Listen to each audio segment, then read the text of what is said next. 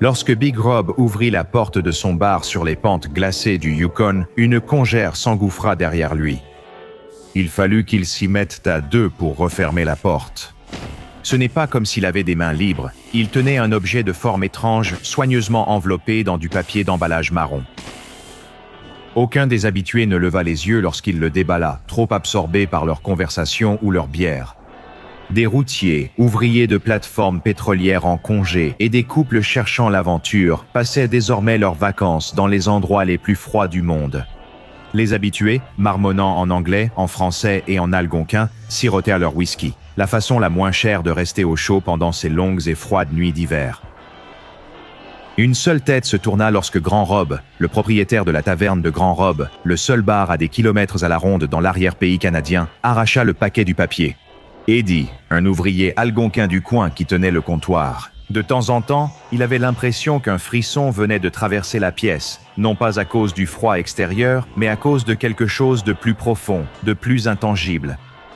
Le crâne, ressemblant à celui d'un cerf, était dans la main de Big Rob, orné de bois déchiqueté. Une déco murale idéale entre les vieilles plaques d'immatriculation et les poissons Billy Big Mouth. Mais Eddie avait entendu les histoires des anciens. Il connaissait les horreurs affamées qui rôdent dans l'obscurité et il sentait l'énergie vorace qui émanait de ce crâne. Sans un mot, il se leva de sa chaise et sortit par la porte d'entrée du bar dans le froid impitoyable de la nuit. Il savait que tout ce qu'il dirait serait rejeté comme de la superstition, mais il savait aussi que quiconque restait dans ce bar était aussi bon que mort. Et il refusait de faire partie des cadavres, enfin, s'il y en avait vraiment d'autres. Big Rob ne prêta aucune attention au départ d'Eddie. Il était trop concentré sur le fait d'accrocher le crâne au mur depuis qu'il l'avait récupéré à la poste. Il avait étrangement faim, peut-être simplement parce qu'il avait sauté le déjeuner. Quand le crâne serait installé au-dessus du bar, il pourrait dîner et se débarrasser de cette douleur au ventre. Au début, personne ne semblait même remarquer sa présence, les secondes se transformant en minutes et ces minutes s'écoulant lentement vers la première heure.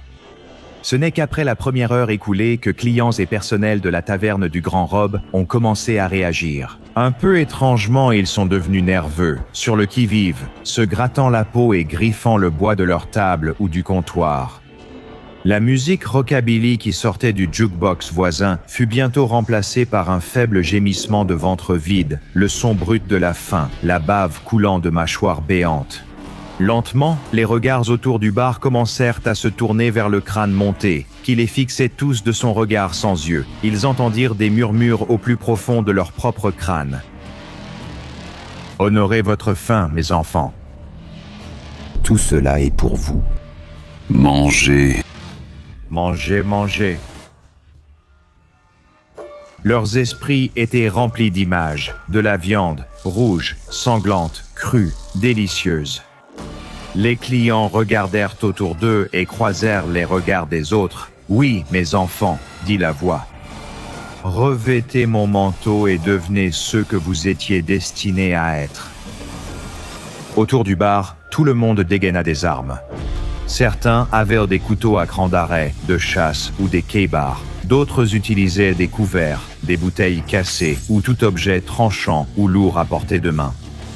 Le crâne semblait observer, indifférent, tandis que les clients se jetèrent les uns sur les autres dans un accès de rage bestiale. Pas un mot échangé, seulement des grognements et des hurlements, un sacrement de sang et de terreur, de dents s'enfonçant dans la chair à vif. Alors que clients et personnel se bousculaient et s'affrontaient. Tous espéraient une seule chose, mettre la main sur ce magnifique, précieux crâne, celui qui avait murmuré ces belles, douces idées dans leurs esprits. Ils honoreraient leur faim et honoreraient leur grand et terrible maître. Il semblait approprié que ce soit Big Rob lui-même, ensanglanté et blessé, qui grimpe au sommet de l'immense tas. Il arracha le crâne des panneaux de bois avec ses ongles cassés et le porta à son visage. Il ne savait pas pourquoi, seulement que c'était ce qu'il devait faire. Et au moment où il sentit l'os étrangement chaud contre la peau froide de son visage, la transformation commença pour de bon. L'homme qui était autrefois Rob le Grand avait disparu. Quand le crâne toucha son visage, ses tissus fondirent sur l'os, se liant au niveau moléculaire, et son corps eut des spasmes le long de la colonne vertébrale, droit comme un I, tandis que les autres clients du bar reculaient instinctivement, sentant la présence d'un véritable prédateur suprême parmi eux. On entendait de l'extérieur du bar les os de Rob craquer, ses bras et jambes se tordant à des angles impossibles. Alors qu'il commençait à s'allonger, sa peau prenait une teinte marbrée, tandis que des follicules rêches et rugueux forçaient leur passage à travers ses pores. Quand Rob hurla de douleur, cela résonna depuis son crâne comme un terrible hurlement primal. Sa mâchoire inférieure se fissura et s'étira également, révélant une gueule apparemment sans fond remplie de dents acérées comme des aiguilles. De longues griffes tranchantes comme des rasoirs jaillirent de ses orteils et de ses doigts, et les bois du crâne semblèrent s'étirer et remplir le ciel. Il avait été déchiré et déformé en cette créature obscène, une sombre réminiscence d'un cadavre humain maigre comme un rail. Personne d'autre dans le bar n'osait bouger face à sa terrible majesté. Puis le festin commença. Il tendit un de ses bras anormalement long et attrapa le client le plus proche, encore ensanglanté par le combat qu'il venait de livrer. Le malheureux client était sur le point de pousser le premier tiers d'un cri avant que les mâchoires du monstre ne se referment sur son visage. Quelques heures plus tard, une équipe d'intervention de la Fondation SCP arriva sur les lieux. Ils ne seraient pas les premiers appelés. Plusieurs membres de la Gendarmerie royale du Canada arrivèrent à cheval après des signalements de cris et bruits de violence à la taverne de Grand Rob. La Fondation SCP s'est intéressée à l'affaire lorsque ses policiers à cheval ne donnèrent plus de nouvelles, pas plus que la deuxième équipe envoyée en renfort à la première. L'équipe découvrit les conséquences d'une histoire d'horreur. Les ruines de la taverne, jonchées d'ossements ensanglantés et de lambeaux de tissu. Les murs étaient criblés de balles tirées par les policiers montés avant que quoi que ce soit n'apparaisse à la porte. Le sort des policiers montés était évident, vu les larges taches rouges dans la neige. Leurs montures aussi avaient souffert, comme le montraient les selles déchirées et les fers à cheval laissés dans la neige. Tellement affamé que tu pourrais manger un cheval, ou plusieurs j'imagine, dit le chef d'escouade en activant sa lunette de vision nocturne. Personne ne rit, pas même lui. En descendant, ils avaient trouvé Eddie emmitouflé dans son manteau. Un membre de l'escouade MTF s'arrêta pour lui demander s'il savait ce qui se passait. Et il n'avait qu'un seul mot bref pour eux, Wendigo. De retour à la taverne en ruine, les lumières mourantes du bâtiment projetaient la dense forêt canadienne derrière elle comme un château d'ombre dansante. Pas besoin d'être détective pour voir la chaîne d'empreintes de mains et de pieds rouges géantes menant à la lisière des arbres. Manifestement, celui qui avait transformé ces pauvres gens en buffet s'était réfugié dans la forêt pour digérer. « D'accord, » dit le chef d'escouade en épaulant son fusil d'assaut. « Offrons à notre convive affamé le dessert qu'il mérite. Restez en formation serrée, caméra des casques allumés, communications ouvertes. La séparation, c'est la mort ici. » L'équipe s'est conformée. Ils étaient une dizaine au total, tous des agents expérimentés de la Fondation SCP qui avaient déjà affronté des anomalies violentes et terrifiantes. Chacun avait un fusil d'assaut puissant avec plusieurs chargeurs supplémentaires sur lui, un couteau de combat et même quelques grenades attachées à leur ceinture, au cas où. Alors qu'ils s'enfonçaient dans la forêt, les faisceaux étroits de leurs lampes perçaient l'obscurité infinie et ils se demandaient si cela suffirait. Même au cœur de l'hiver glacial, l'escouade ressentait une chaleur intense venant de la forêt. Aucun d'entre eux n'avait la moindre idée de ce à quoi ils allaient être confrontés, et ils ne pouvaient qu'espérer que les balles pourraient lui faire du mal. L'objet maudit à l'origine de tout cela serait plus tard désigné SCP-323, le crâne du Wendigo, nommé d'après la légende algonquine d'un esprit de fin noir. Mais ici, pour l'équipe sur le terrain, ce n'était qu'une horreur inconnue. Dans la forêt, ils continuaient à chercher, leurs faisceaux sautant d'arbre en arbre, essayant de trianguler la source de chaque feuille froissée ou brindille craquée. Des ombres dansaient dans leurs viseurs, balayant tout ce qui aurait provoqué le chaos observé. De retour à la taverne, l'agent de la force d'intervention mobile qui suivait le groupe, Émile Vasquez, était tellement concentré à rester avec l'équipe qu'il ne remarqua même pas la main aux longs doigts descendant de la canopée. Ses coéquipiers n'entendirent qu'un cri étouffé et un craquement, tandis que l'homme avec qui ils avaient accompli tant de missions était dévoré dans l'obscurité. Les membres à l'arrière se retournèrent et tirèrent, les balles traversant les arbres sans atteindre aucune cible vivante. Peu après, une silhouette élancée traversa le centre de la formation de l'équipe, puissante malgré sa maigreur, et balaya l'air d'un coup de griffe. L'un des membres de l'équipe était un peu trop près et mourut lorsque les griffes lacérèrent sa chair.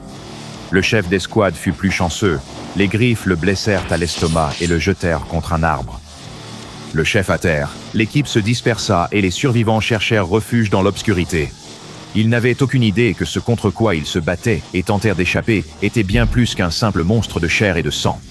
C'était un dieu sombre à l'appétit pur, lié à un objet physique, dans ce cas, le crâne ressemblant à celui d'un cerf. La plupart du temps, avant que des mâchoires ne les saisissent, ils voyaient les ombres déformées des bois éclairées par leurs lampes.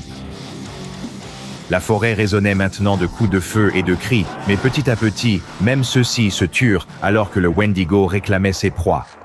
Ils avaient envoyé de simples hommes pour soumettre une bête plus ancienne que l'histoire, et qui serait probablement encore là bien après que l'humanité se soit dévorée jusqu'au dernier homme, un processus que le crâne espérait accélérer. Washington Vasquez, odeur, quelqu'un? Le chef d'escouade aboya dans son micro. Il n'y eut aucune réponse. La douleur sourde de la blessure à son ventre grandissait à mesure que l'adrénaline retombait à chaque pas, l'entraînant plus loin dans le bosquet sombre, là où tant d'autres animaux s'étaient autrefois aventurés pour mourir.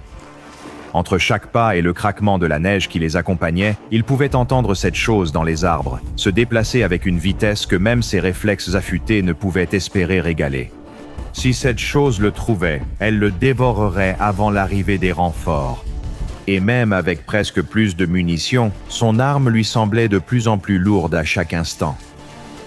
Il trébucha sur une racine sous la neige et s'effondra contre un arbre voisin. Il se força à se relever pour continuer à se battre, mais c'était comme si son système nerveux ignorait ses ordres alors qu'il saignait de ses jambes, perdant toute sensation. Il pensait que mourir ici dans la neige serait froid, mais non. Un sentiment de calme terrible et de chaleur l'envahit. Il cligna des yeux, et soudain la silhouette rampait vers lui, sortant de l'obscurité des arbres pour entrer dans la lumière de son casque. En remontant le long du corps du chef d'escouade, il sentit son souffle empester la pourriture sucrée, ses dents aiguës brillant. Mais le chef d'escouade sourit et laissa échapper un léger rire. Cela sembla même dérouter l'horreur au bois de serre. Jusqu'à ce qu'il baisse les yeux et voit la grenade serrée dans le poing du chef d'escouade, la goupille déjà retirée, bon appétit. L'explosion secoua la forêt. L'éclair de flamme donna aux hélicoptères de la Fondation au loin quelque chose vers quoi voler. Ils avaient suivi en direct les caméras des casques de l'escouade condamnés pour comprendre le monstre, voyant leurs camarades tomber un à un. Mais ce faisant, ils avaient mis fin à cette nuit d'horreur. Lorsque les renforts sont descendus en rappel des hélicoptères jusqu'à l'épicentre de l'explosion, ils ont trouvé le cadavre calciné de Big Rob. Les communications grésillèrent. Cible neutralisée. Une lampe torche balaya les environs. À quelques mètres du cadavre mutilé de Big Rob gisait le crâne semblable à celui d'un cerf qui avait été fixé sur sa tête. Totalement indemne de l'explosion, le crâne de Wendigo fut récupéré et placé en confinement. Classé Euclide en raison de sa nature imprévisible, il repose encore aujourd'hui dans les entrailles d'un site de confinement de la Fondation. Avide d'un nouveau contact humain, avide d'offrir à nouveau son terrible don, et par-dessus tout, simplement affamé. Découvrez le Patreon du Dr Bob et devenez chercheur junior dès aujourd'hui. Allez maintenant regarder une autre entrée des dossiers du Dr Bob, comme SCP-5056, les compagnons constants.